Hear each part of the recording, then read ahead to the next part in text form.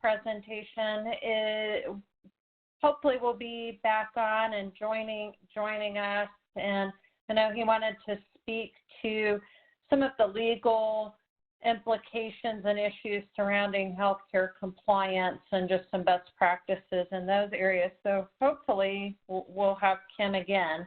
But in the meantime, I'll go ahead and start talking. I think everyone should have the ability to view a Q&A box on their screen, and if there are questions, I will, go ahead and type them in that Q&A screen, and I will try to keep an eye on them and answer them as we go. Our agenda for the day, we're going to talk about the Medicare Incident 2 billing rules, the Locum Tenens rules, which today are referred to as fee-for-time arrangements, auditing and monitoring strategies for Incident 2 and locums, and then some internal controls and best practices that you might want to consider implementing to promote compliance in these areas.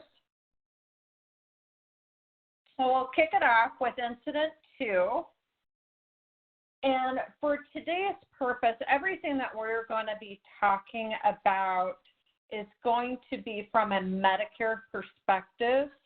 I know a lot of private payers are all over the board about whether they allow Incident 2 billing, whether they don't, whether they credential NPs or PAs, and there's obviously across the country just way too many payer nuances for us to get into all of those today. So we're just going to focus on Medicare.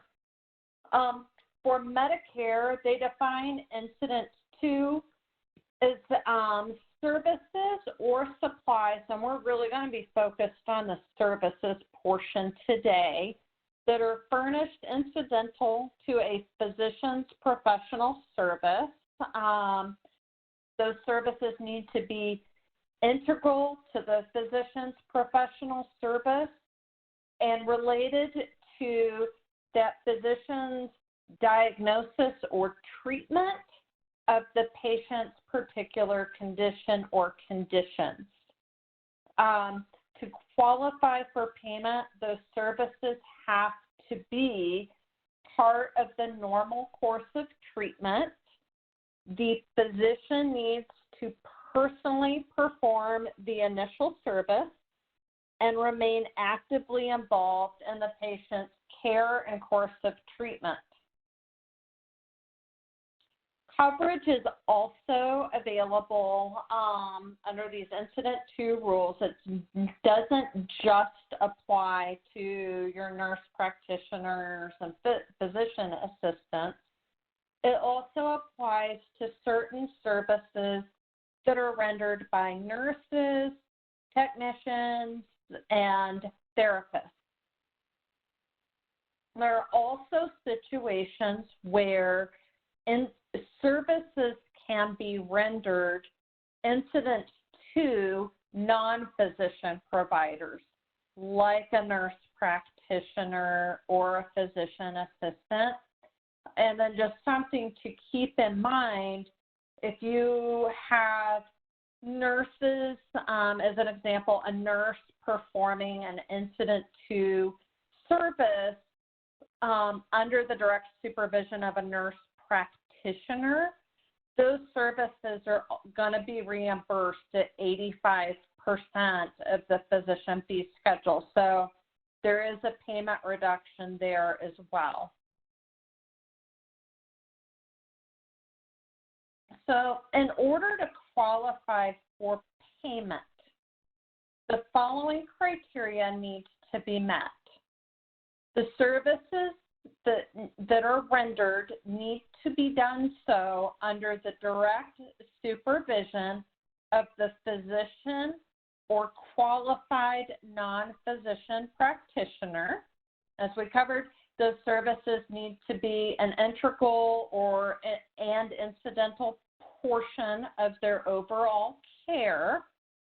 And the medical records need to reflect that that supervising provider really did render that initial visit and that they continue to have active involvement in the patient's care.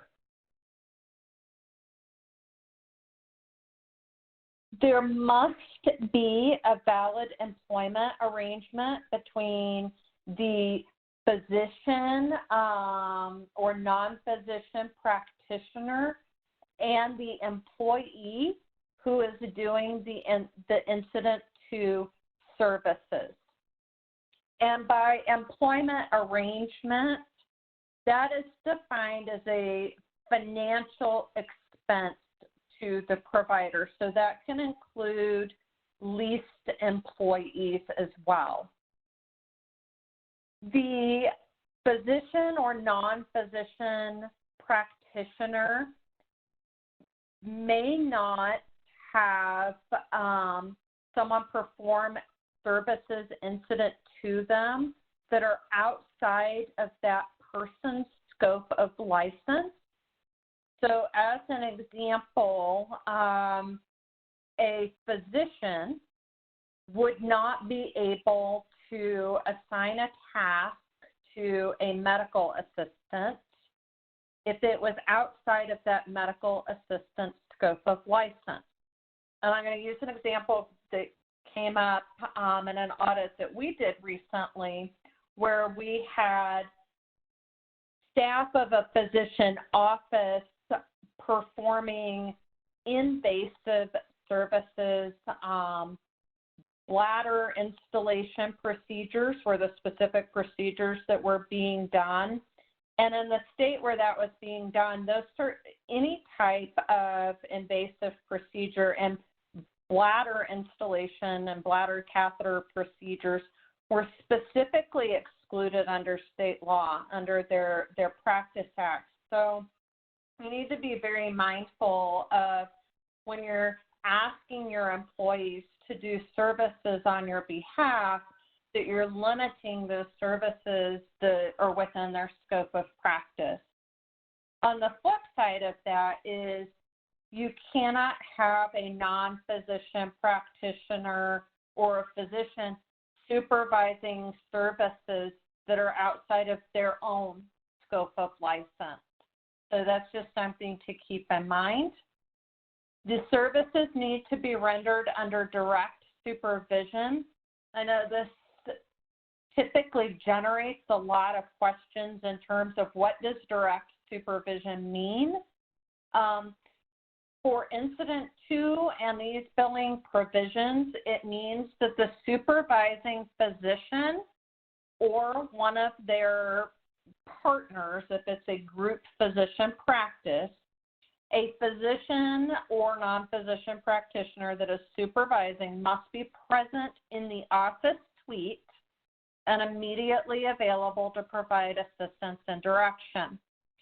Now, in the office suite does not necessarily mean in the same room as the patient, but it does mean that they need to be in the vicinity. They can't be on a different floor. They can't be in a different building. They need to be right there in the office.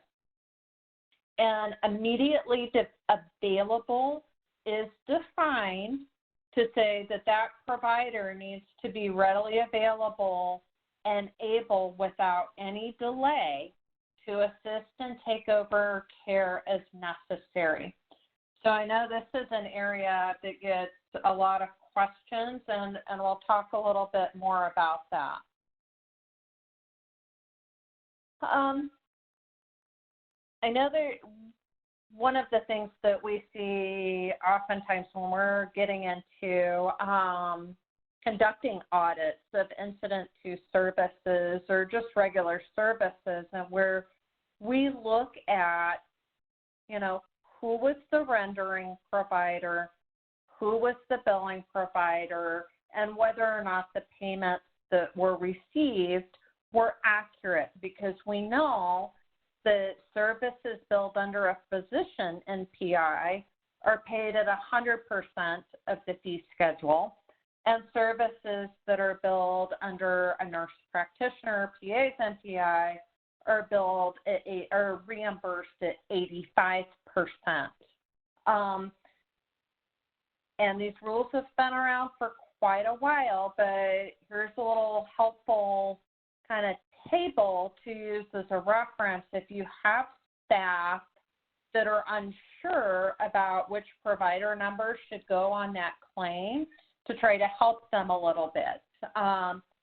So your established patients with established treatment plans and no new problems, if those visits are rendered by an NPP, as an example, assuming that the incident 2 criteria have been met, those could be billed under the physician's NPI.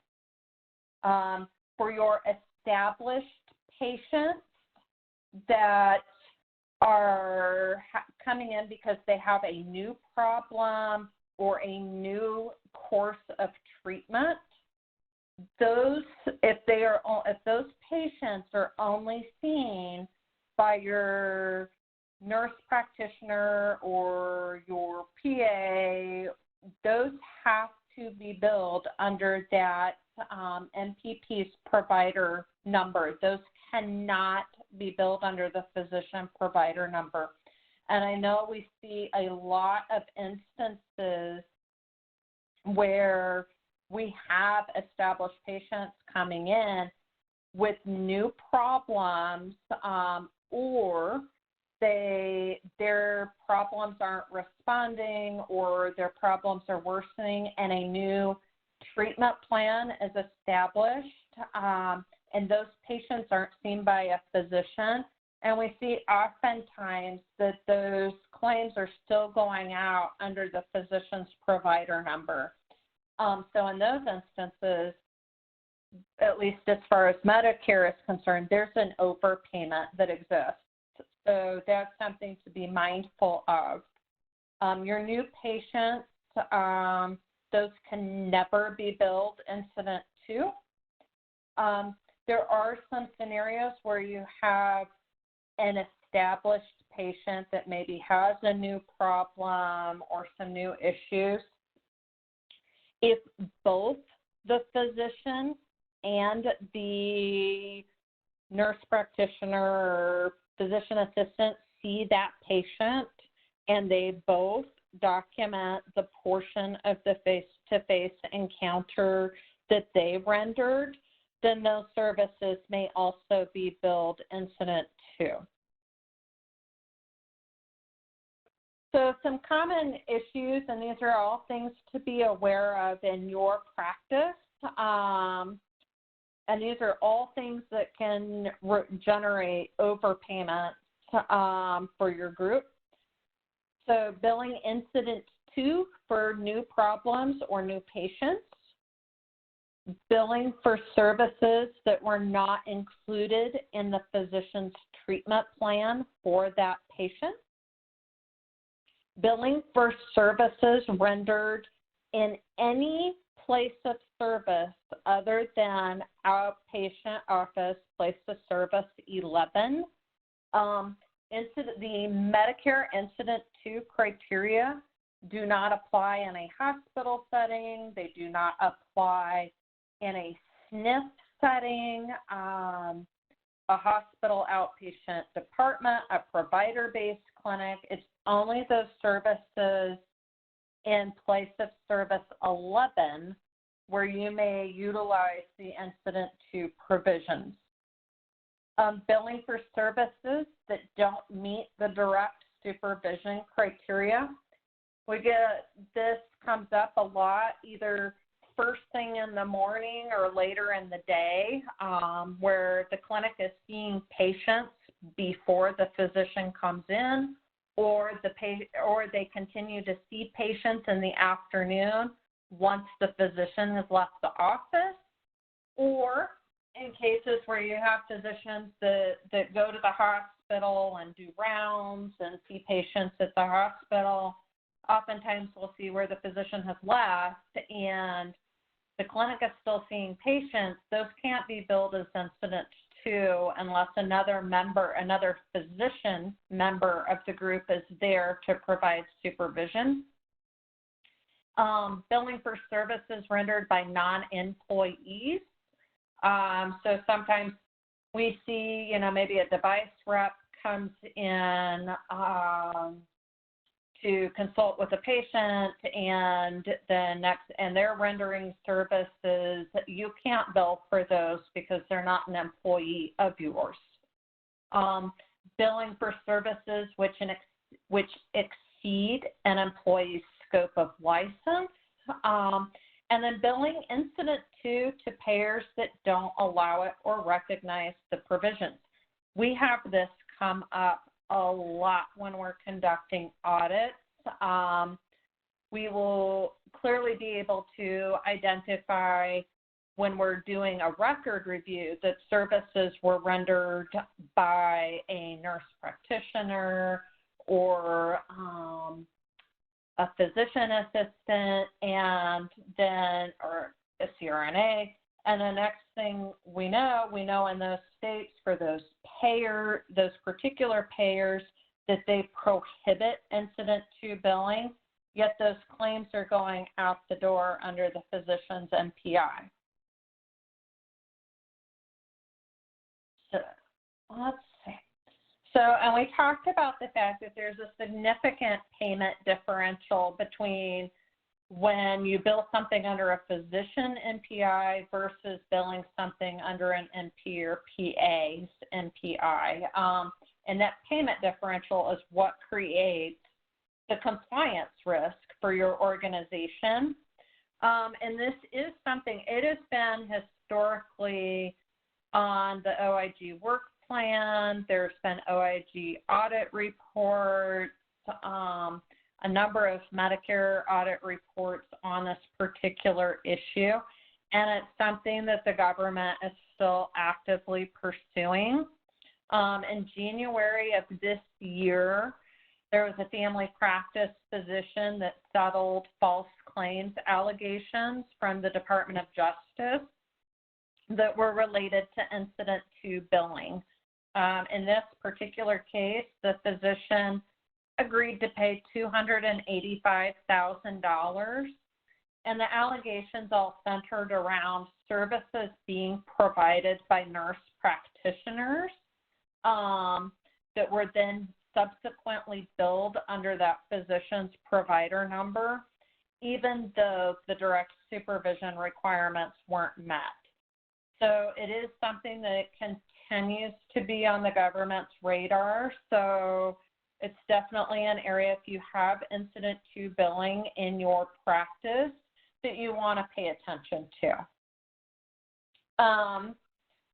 The other thing to point out is, because incident 2 is associated with a really high error rate, and there is such a substantial payment differential from Medicare, what we saw last summer is the Medicare Payment Advisory Commission issues reports to Congress every year. And in their most recent report that they issued, the commission evaluated incident 2 billing and payments by Medicare for incident 2 provisions. And the committee recommended to CMS, they made a unanimous recommendation to CMS that incident 2 billing be eliminated entirely. And they cited some significant savings to the Medicare program by eliminating the provision. I would not be surprised to find that this recommendation will be addressed in the 2021 proposed physician fee schedule.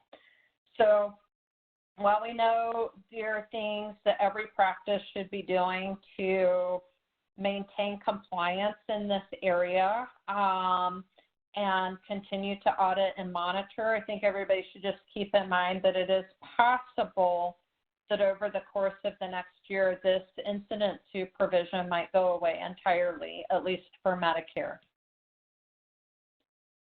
Okay, so let's talk now a little bit about locum tenens. And again, it's a Medicare provision. Some private payers have very similar policies. Historically, we've always referred to substitute physicians as locums. As I mentioned earlier, the correct or the new term that Medicare uses is fee-for-time compensation arrangements. But for simplicity purposes and to try to keep it in the same verbiage that everyone is used to using, throughout this section, I'll still refer to it as locums, but we're talking about the current rules for fee-for-time compensation arrangements. And how these rules work is they allow a physician to retain a substitute to take over their practice if the physician is going to be gone for a period of time because they're ill or because of a pregnancy or out on vacation. There's a list of reasons why your physician might need to take time away from the practice. And in those scenarios, you're allowed to bring in a replacement, a temporary replacement for them. And when that happens, you bill the services for that substitute physician under the regular physician's provider number. So in order to bill under these provisions, the following criteria have to be met. The regular physician has to be unavailable to provide services. The services that are being rendered, they have to be initiated by a beneficiary. The beneficiary is coming in because they need services. The regular physician, or the one that is absent, pays the temporary or replacement physician for their services based on a daily rate or a fee-for-time basis. The substitute physician may not provide services to patients for a period longer than 60 continuous days. The regular physician must maintain records of the substitute physician's NPI, and those records have to be available upon request from CMS. And then any claim for service rendered by a locum must be submitted with a Q6 modifier. Services that are rendered by non-physician practitioners like your CRNAs, NPs, et cetera, you cannot have locums for them. So if you have a CRNA that's out on vacation or an NP that's out on maternity leave, you cannot bring in a locum for them and bill under these provisions. There are some very limited exceptions for physical therapy, and if anybody needs those, when we get to the end, you will have my contact information and you can reach out and I'll share them with you. There is one exception to the 60-day limitation on locum services, and that's specifically for active duty military. So if you have a physician that is activated to active duty and they're going to be out longer than 60 days, you may have a locum fill in for them for that period of time. The billing rules under that scenario change just slightly. The first 60 days is the same as any locum scenario. You would bill under the regular physician's NPI and report that Q6 modifier. If that locum needs to stay on for longer than 60 days, then at that 60-day mark, any additional services would be billed under that substitute physician's NPI. You would no longer continue to bill under the regular physician's NPI.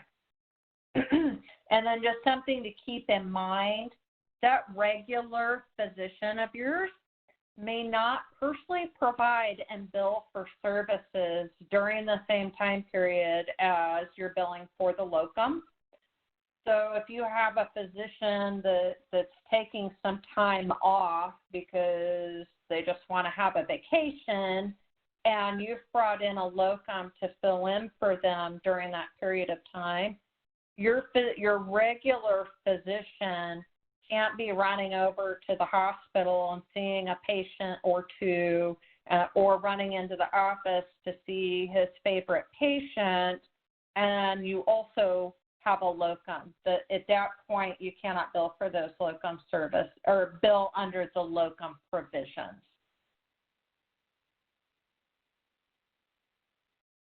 Okay. For medical group billing, there's just some slight nuances that everybody should be aware of, because this does come up, and I want to focus on the issue that comes up the most. When you have a group practice and one of your regular physicians decides to leave the group, you are allowed to bring in a locum.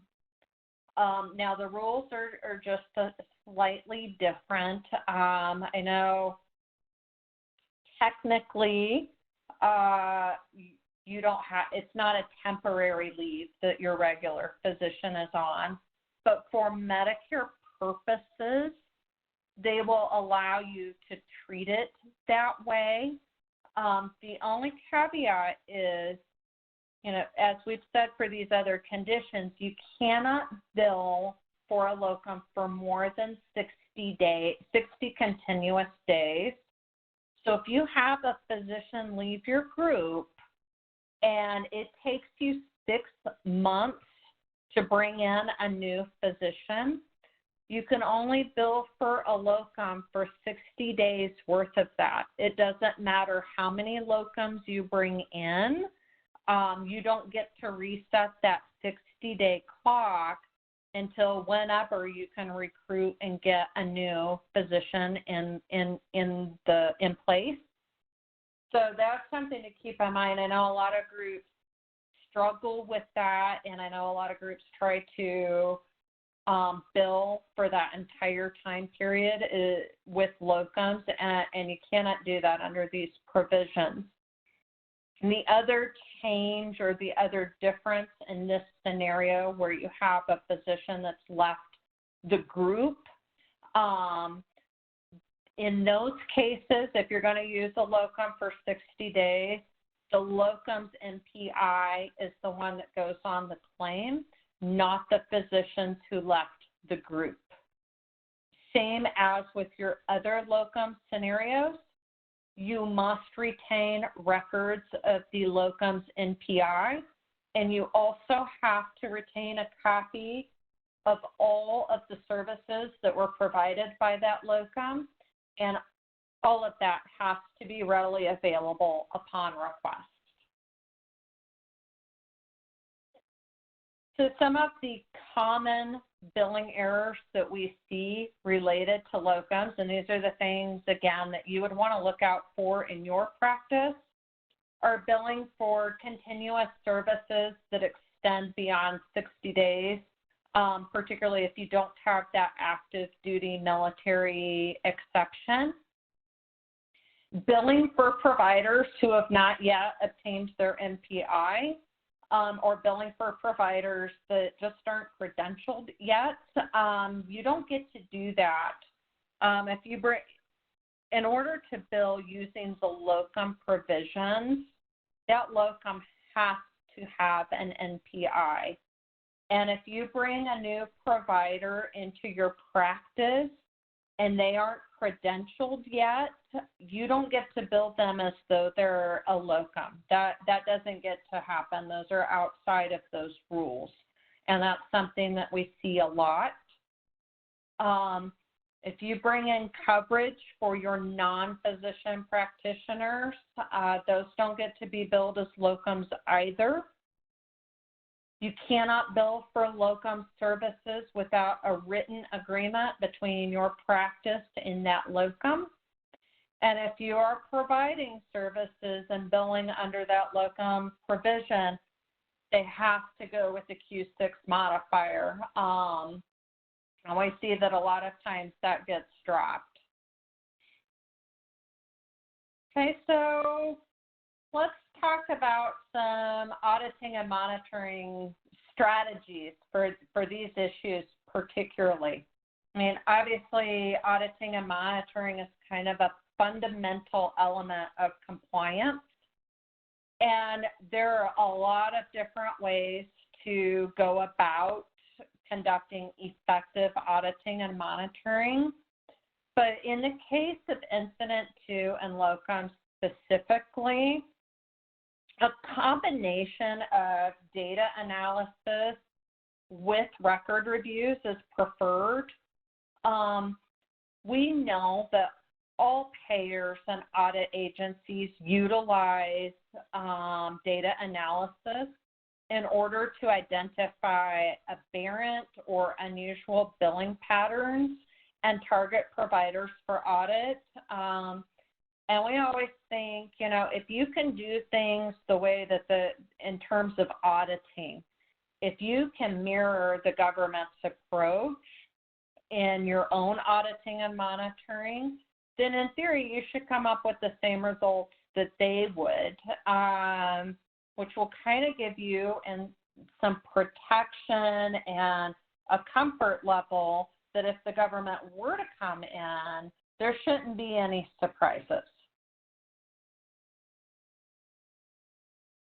So we'll talk about data analysis with a specific example. I think for most groups, E&M services are often the most frequently billed. They're your most common services. And although the times that are associated with E&M services are defined as averages and CPT, most payers use those average times to get an indication of whether or not a provider may be improperly coding. And so what they do is they will analyze all of the E&M services submitted on the same day and equate that to the total number of hours per day that the provider is billing for. So if a provider is routinely billing for what a payer would consider excessive time and or an abnormal volume of high-level services, it's likely going to trigger an audit. And if that triggers an audit, what they're going to come in and ask you for are provider schedules and medical records to support the aberrant billing patterns. So to illustrate this further, because we have had many audits where we have been given data like this from a payer or a government agency, and this is really where a risk of billing Incident 2 pops out quickly. So if you bill for a high volume of Incident 2 services, it is almost guaranteed to create the appearance of improper billing practices by the physician that you're billing under. So in this table that is here, we're going to assume that half of the visits were rendered by a nurse practitioner, and the other half of the visits are going to be rendered by the supervising physician. But as in a lot of practices, all of these visits are going to be billed as Incident 2. So every one of these claims is going out under the physician's provider number. So what this creates is if we take the average times for each of those E&M levels and multiply them by the number of visits that were billed that day, what we end up with is, at least from a payer's perspective, is that it looks like Dr. Smith billed for almost 21 hours worth of services on February 1st. And that doesn't count procedures, and that doesn't count other payers. So what we have all of a sudden is Dr. Smith is getting targeted for an audit because his data suggests that there's something very wrong. So I know we have encountered scenarios where a practice employs multiple nurse practitioners, physician assistants, nurse midwives, where you can have many providers seeing patients and billing under the same provider number on a single day. And in those instances, it's probably not if you're going to be audited, it's when you're going to be audited. So it's super important that you recognize these trends yourself first so that you can dig in and take a look at the medical record documentation and your provider schedules and make sure that you are doing things in a compliant manner to support these billing patterns. So, as I just said, you want to conduct that type of data analysis so that you can identify if you have any high volume providers. And from there, you're going to want to review the medical record documentation along with patient schedules and provider schedules to make sure that the documentation supports the incident to criteria were met, that the E&M levels were assigned, and that the E&M levels were assigned correctly.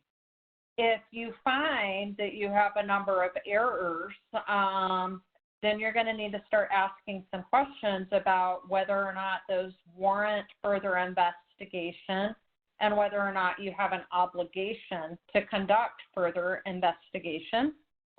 And then in all cases, you're going to want to document all of your actions and results and then retain them in your records as part of your normal compliance program documentation efforts. As we look at locums, looking at billing trends to identify potential issues with your locums is also valuable. You want to identify your claims with the Q6 modifier and take a look at those dates of service. Do you have any windows of time that appear to exceed a 60-day continuous period? Do you have overlapping claims, meaning do you have claims that show that Dr. Smith was personally performing services and that Dr. Smith also had claims submitted with that Q6 modifier for the same time period? You want to compare your claims data to the locum schedules. Do you see that you had a locum scheduled to be in the clinic to replace Dr. Smith on March 17th? Did all of your claims for Dr. Smith on March 17th go out the door with that Q6 modifier? Look at your contracts. Do you have a current written contract with each of your locums during those time periods that you're reporting locum services? And then again, do you have an issue that may warrant additional investigation? And then be sure that all of your efforts are being documented. So internal controls. We talked about all of the kind of the common errors and the things that we see that often go wrong in a practice. We've talked about some ideas for auditing these areas, but another critical component is having some controls in place so that you can make your best efforts to prevent these types of errors from occurring. So the first thing I would say, and cannot stress enough, is know your payer guidelines. As far as we're talking about best practice for Incident 2, know your payer guidelines. Not all of your payers allow Incident 2 billing, so that's important that you know.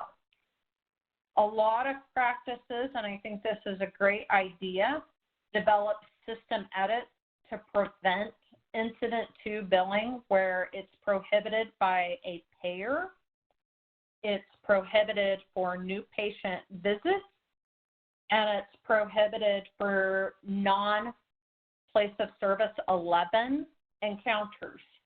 I think this would be a worthwhile discussion with your IT team and see what types of capabilities you have to prevent some of those errors.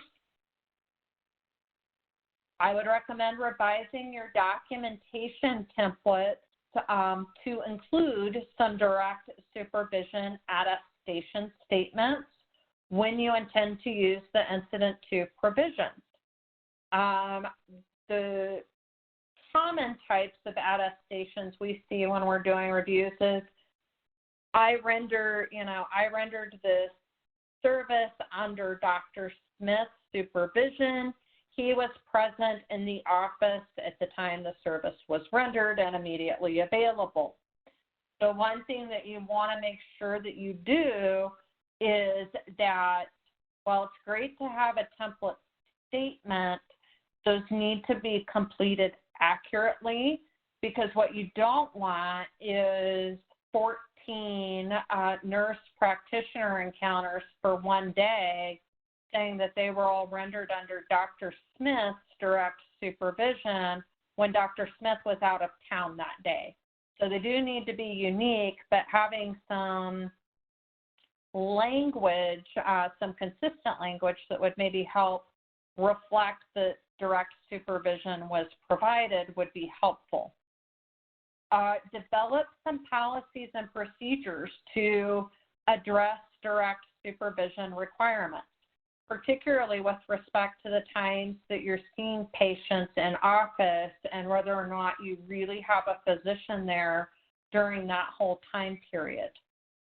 Develop policies and procedures which outline how often, at a minimum, a supervising physician must evaluate the patient and update the treatment plan. Because if you remember, one of the core criteria for coverage under the Incident 2 visits is that the physician must maintain active involvement with that patient and their plan of care. And I think what we see most commonly is that the physician provided the new patient encounter in 2017, and the nurse practitioner has been billing Incident 2 for the last 3 years, and the physician's never seen the patient again. That would not meet the Incident 2 criteria. So you should probably have some policies and procedures that are really specific on addressing that issue. In terms of your locums, same thing, make sure you know what your payer guidelines are. Develop some policies and procedures to track your locums and make sure that those 60-day limitations aren't exceeded. You want to develop policies and procedures to prevent using locum provisions for your non-physicians. Same as you want to make sure that you've got policies and procedures in place to prevent using those locum provisions for providers that are not credentialed. Developing system edits that could alert you if you have overlapping billing of a regular physician and their locum for the same time period. You want to make sure that you have document retention policies as they pertain to locums to make sure that you can track the services that they've rendered and that you are maintaining your written agreements with them and that they are current. In all cases, you want to educate your providers, coding, and billing staff on the documentation and coverage requirements for locums in Incident 2. You want to make sure that you're conducting routine auditing and monitoring of your medical records and claims. You want to encourage open communication between your providers and staff. And then I would recommend keeping your eyes open for changes in the Incident 2 rules, because we do expect that those are going to be forthcoming within the next for sure. That is what I have. I don't know if Kim has been able to rejoin us or not to discuss some of the legal parameters for, mandatory compliance, auditing, investigations. If he has, I'll let him talk now. If he hasn't, I will be happy to take questions.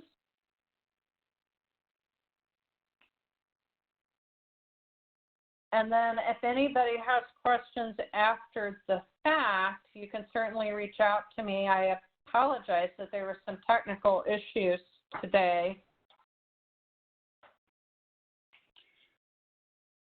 Thank you, Amy. Yes, if you have any questions, go ahead and enter them in the Q&A area or the chat area, and they'll be recorded. We are recording this webinar, so it'll be available for viewing after the webinar is over, within the next day or two, on the Holland Hart YouTube channel. And so yeah, thank you, Amy. If you have anything else to add. No, I don't have anything else. Thank you. Okay. Well, thank you. That concludes this webinar, and thank you, Amy, for giving your presentation, and want to thank all the attendees for logging on. Thank you, everybody.